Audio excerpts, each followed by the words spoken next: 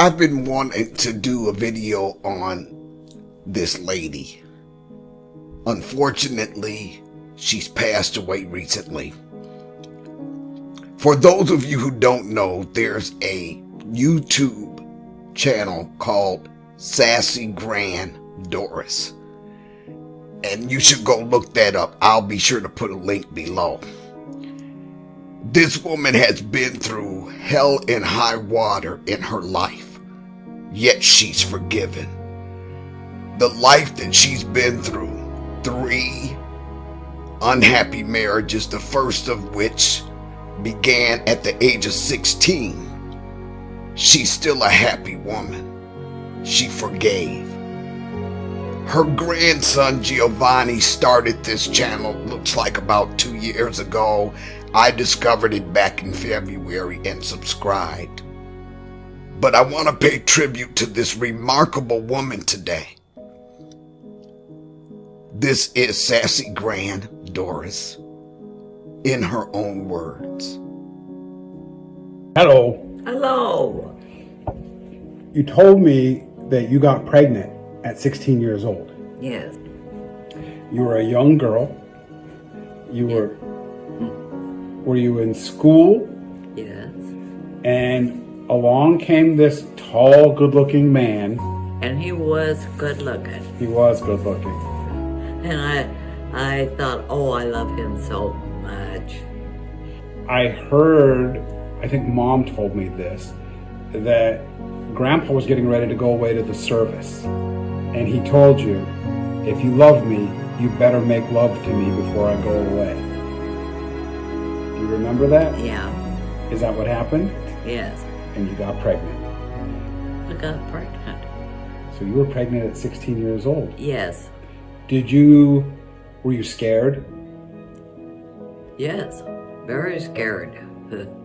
I was scared of having a baby, number one.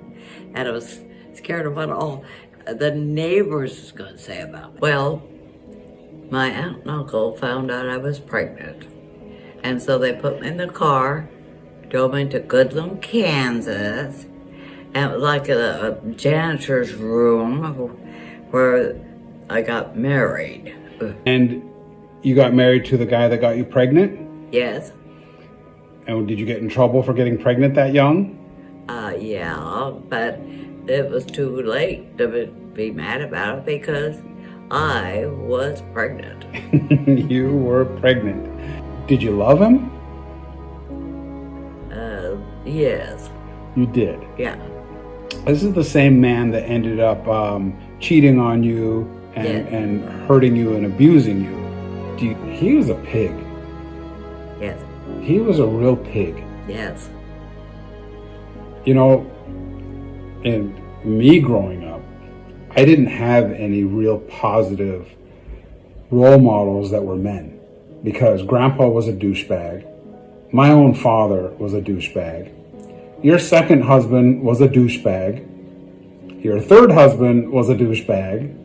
Everybody Mom was with was a douchebag. Yeah. And I learned really young. I made a choice when I was young that I was never going to be like many, many people that I had seen growing up. I knew I didn't want to have that life. I knew I didn't want to be a disgusting person that made people feel bad about themselves. Yeah. And that made people cry. You know, I saw you cry so much. I saw Mom cry so much. I've seen so many bad things, so many sad things. And I realized I don't want to be a person that hurts other people. Yeah.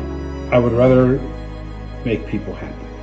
And you do a good job of it too. Well, it's easy with you and Mom. I love you both very much. Yeah. Mission accomplished, mission successful, Giovanni. You have shown so much love to your grandmother and your mother. You're a dear individual. Now let's move on to a different perspective of Sassy Gran's life. You're going to hear her daughter speaking about what it was like growing up in an abusive household. Tell me what happened that night. Well, we were asleep and came in and said, "Get up, wake up, get up." And my sister and I were sleeping in my parents' bed, and he said, "Get up." I said, "Why?" He said, "I want you to help me find your mother." I said, where is she?" And he said, "I don't know, that's why I want to find her, get up."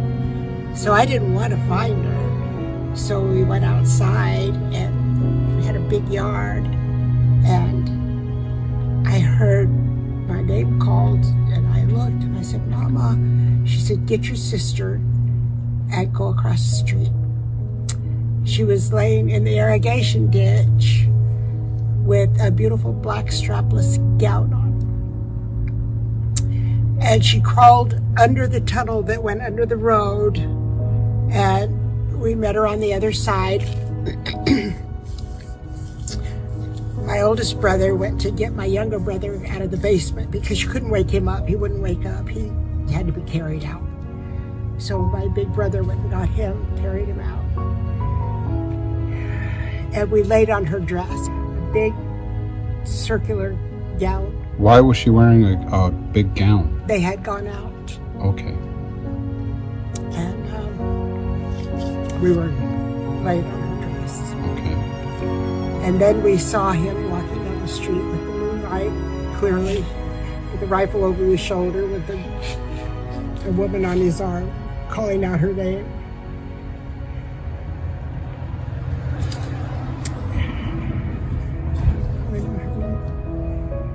And he said, "Doris, where are you? I'm going to kill you and all your children."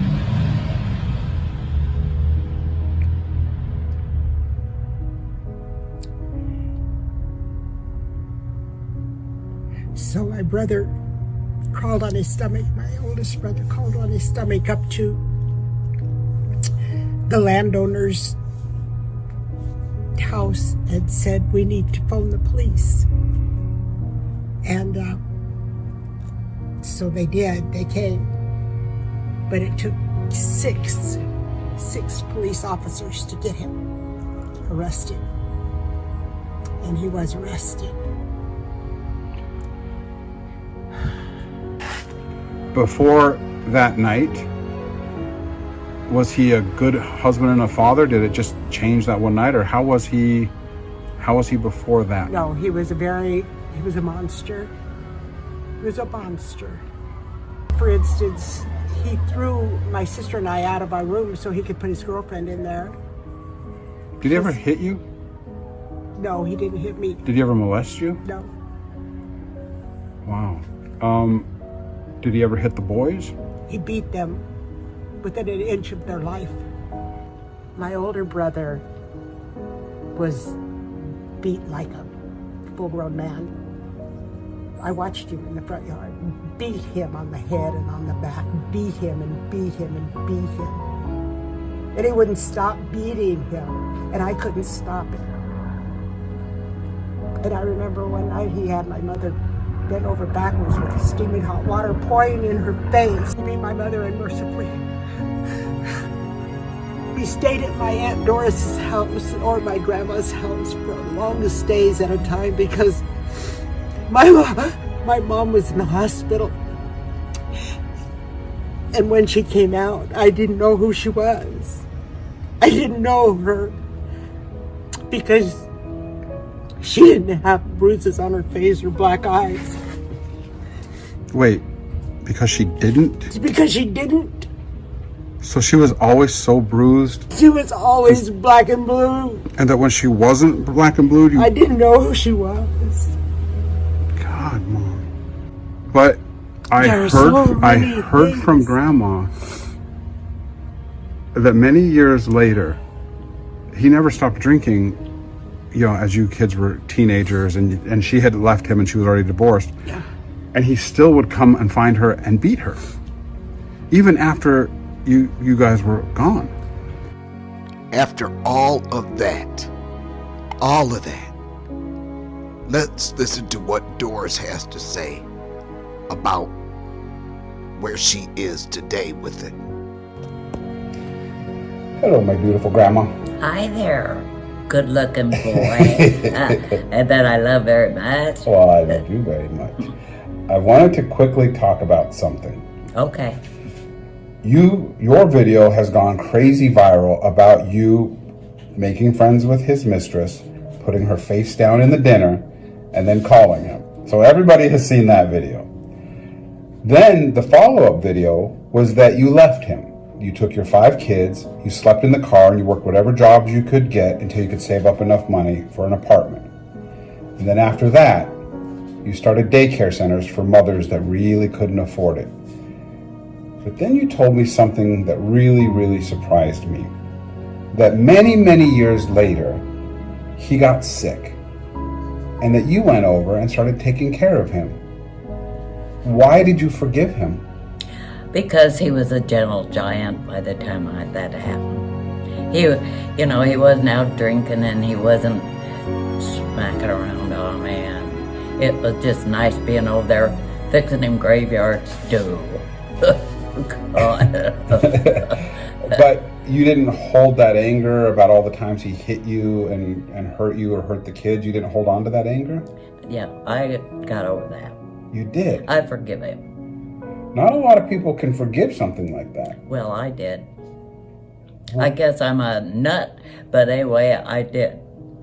I mean, I don't think you're a nut. I think you're really strong. A lot of people hold a grudge for a very, very long time.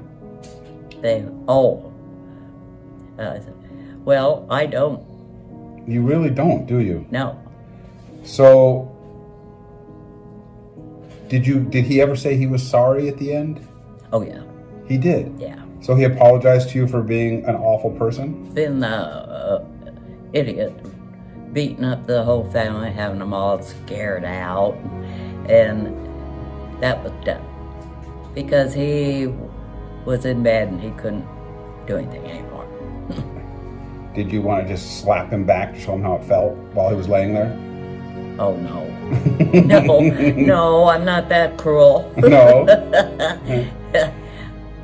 And I knew I couldn't slap him otherwise because he was 6'4". Yeah, he was big. Yeah. He was really big. I just find that really interesting that, I guess the best thing that ever happened to you was leaving him because your life got a lot better. Oh, yeah. Yes. So maybe it's easier to forgive somebody when your situation gets better. Yeah. Maybe if your life got worse, it wouldn't have been easier to forgive him. Well, I didn't have an easy life. I know. But I survived. Yeah. You survived and thrived. Look at you now. Yeah. Yeah, look at me now. I know. It's amazing. I'm so proud of you.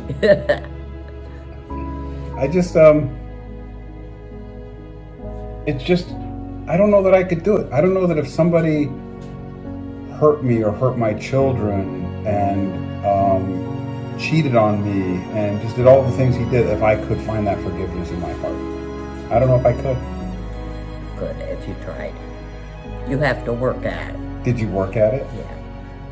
Wow. You have to allow for a few other things, a few mistakes and a few little this, a few little that, and it all adds up to one thing. What is that? Forgive. That's amazing. I love you so much. Yeah, I love you too. And here is evidence of a life lived to the fullest with no regrets. What would you tell yourself when you were young? What would you go back that you could tell yourself so you could change your life? I wouldn't want to change my life. I lived what I lived, and that's all there is to it. And right now, I enjoy life. There isn't anything you would go back and change and try to do over? Oh, no.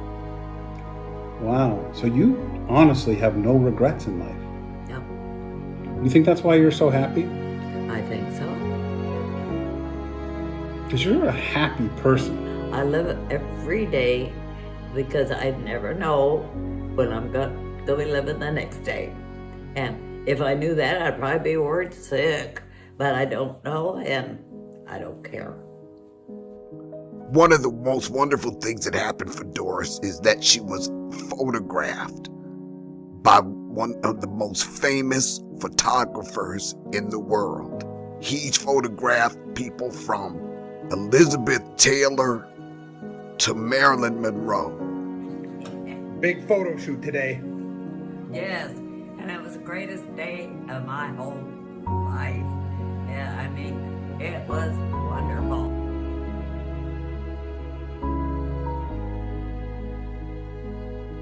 And now let's have a final word from this remarkable woman. Wow, you've really been through a lot. Yes. We're going through a lot right now. What would you say to anybody right now? I'd say live it up, baby, while you can. Are we going to be okay? We're gonna be okay. Rest in peace, Doris. And to Gio and his mother, just know this. Doris's legacy will always be more than lip service as long as you two breathe. God bless you and accept my deepest condolences on this immeasurable loss.